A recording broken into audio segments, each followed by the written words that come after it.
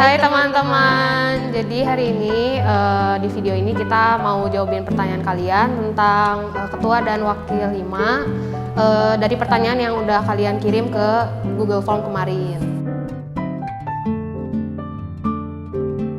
Kalau gue sih intinya pengennya dilanjutin sama yang terbaik aja supaya hima IF kedepannya itu bisa lebih baik lagi. Kalau gue maunya dilanjutin sama orang yang punya hati untuk hima, supaya event apapun yang dijalankan pasti lancar.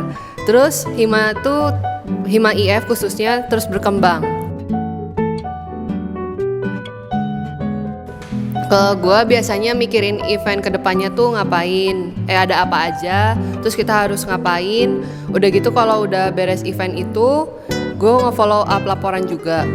Kalau wakil ketua itu biasanya pasti nge-backup ketuanya, udah gitu nge-backup BPH lainnya. Kalau misalnya mereka butuh bantuan, udah gitu planning, terus ya bantu persiapan acara juga.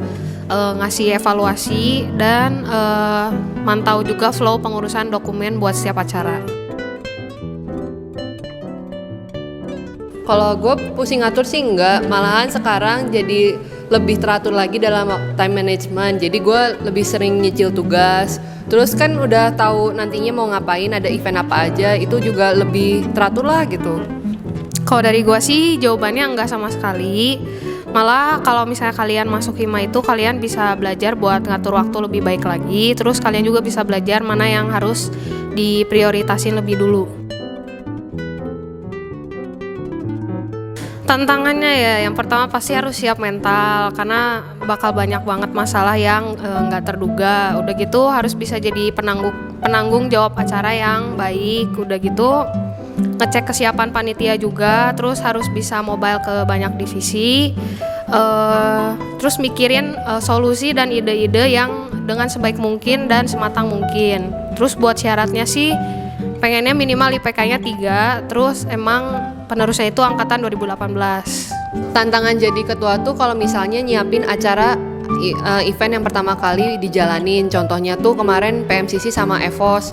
Pas nyiapin acaranya tuh nggak tenang, soalnya nggak pernah punya pengalaman acara tersebut di tahun sebelumnya. Tapi nggak apa-apa, kalau acara pertama kayak gitu terus berhasil, itu jadi kebanggaan sendiri buat kita. Nah, syarat tambahan dari yang Grace sudah katakan itu, sebelumnya kalau mau menjadi ketua harus udah jadi anggota hima dulu selama setahun. Berorganisasi itu menyenangkan loh, jadi kalian bisa tahu teman kalian kalau lagi kerja tuh seperti apa, kekurangannya apa, kelebihannya apa, jadi bisa lebih mengenal lebih dekat satu dengan yang lain. Nah, caranya jadi ketua tuh kalian daftar menjadi ketua periode selanjutnya. Kalau hima itu penting bagi gue karena emang gue orangnya senang organisasi dari zaman sekolah dulu. Jadi bagi gue aktif di hima itu sama aja kayak aktif di organisasi semasa sekolah. Terus kalian bisa nyari teman baru juga, kerja bareng mereka, terus bisa jadi koneksi gitu. Bisa bikin acara yang rame bareng-bareng. Udah gitu kalian usaha sama-sama buat bikin hima tuh lebih baik lagi. Terus caranya jadi wakil, ya itu sebenarnya kalau wakil tuh biasanya diajak sama ketuanya gitu buat jadi pasangan mereka. Yang penting tuh kalian bisa berpikir luas, terus yang tadi udah Sasa bilang juga harus niat banget, terus siap dengan semua konsekuensi dan kesibukan kalian nantinya. Jadi kalian tuh harus bisa belajar planning dan ngira-ngira mana yang harus diprioritaskan lebih dulu, terus mana yang masih bisa sedikit dipending atau yang benar-benar nggak terlalu urgent gitu. Kerja sesuai pace kalian sendiri, jangan terlalu ngikut kecepatan kerja orang, belum tentu kan bisa ngikutin. Tapi catatannya tuh harus bisa tetap tanggung jawab sama apa yang udah ditugasin ke kalian. Caranya imbanginnya kalau misalnya gitu, kalau lagi contohnya lagi rapat hima ya kalian fokusnya ke hima, di luar itu kan kalian mungkin masih bisa ngatur lagi gitu sesuai prioritas.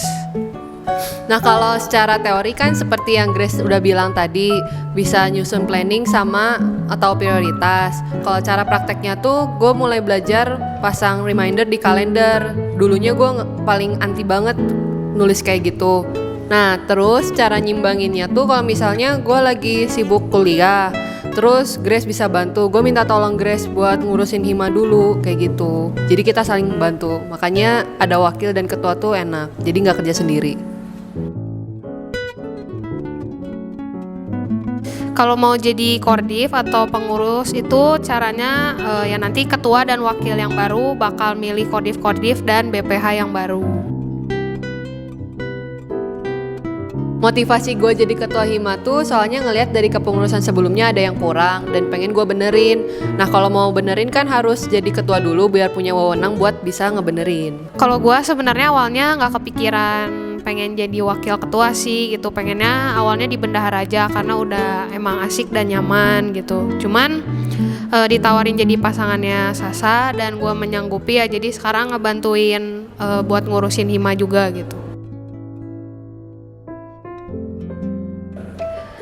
Dibilang enak terus sih ya pasti nggak juga dong gitu, pasti ada suka dukanya. Kalau misalnya sukanya itu ya jadi lebih punya wewenang aja, udah gitu. Kalau misalnya nanti ngasih saran itu ya seenggaknya lebih didengar, udah gitu bisa mobile ke divisi lain, jadi terlampaunya nggak bosen. Udah gitu kalau dukanya dalam satu organisasi pasti ada perbedaan pendapat gitu, pasti clash dan itu tuh wajar. Udah gitu kadang posisinya terlampau ambigu sih, maksudnya kayak mungkin banyak yang suka nanya wakil ketua tuh ngapain aja sih gitu kerjanya, tapi benefit di luar itu semua ya kalian kan bisa lebih dikenal, cuman kan itu ya bonus aja sih gitu.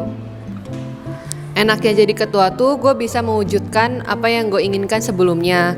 Terus gue juga ngerasain ngatur organisasi secara keseluruhan tuh seperti apa.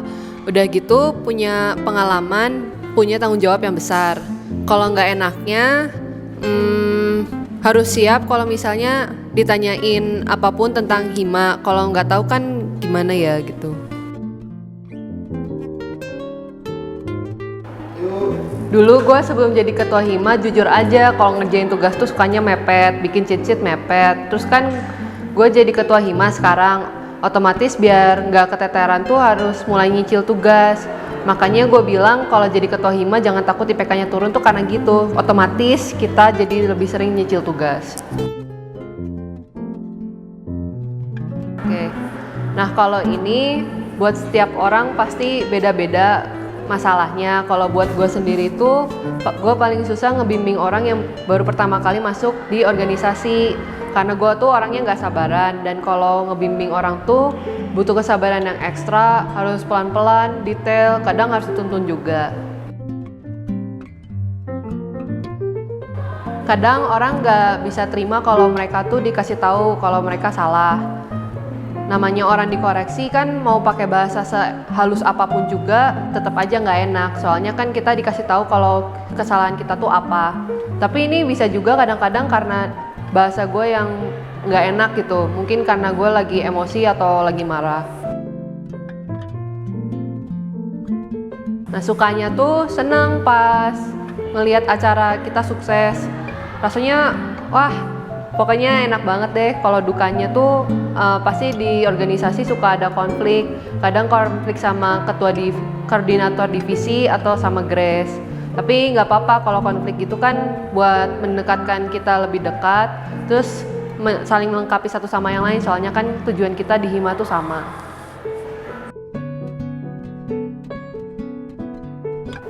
Jadi waktu tahun lalu gua sama Sasa itu ngeliat dulu kepengurusan tahun sebelumnya yang pas kita masih jadi anggota, dari setiap divisi nih kira-kira yang memungkinkan untuk naik jadi kordif dan memang mereka kelihatannya bertanggung jawab dan enak kerja sama kita itu siapa. Nah udah gitu setelah kita lihat dan pilih kandidatnya, kita tanya, diskusi sama orangnya, lu kira-kira mau nggak jadi kordif ini, divisi ini gitu.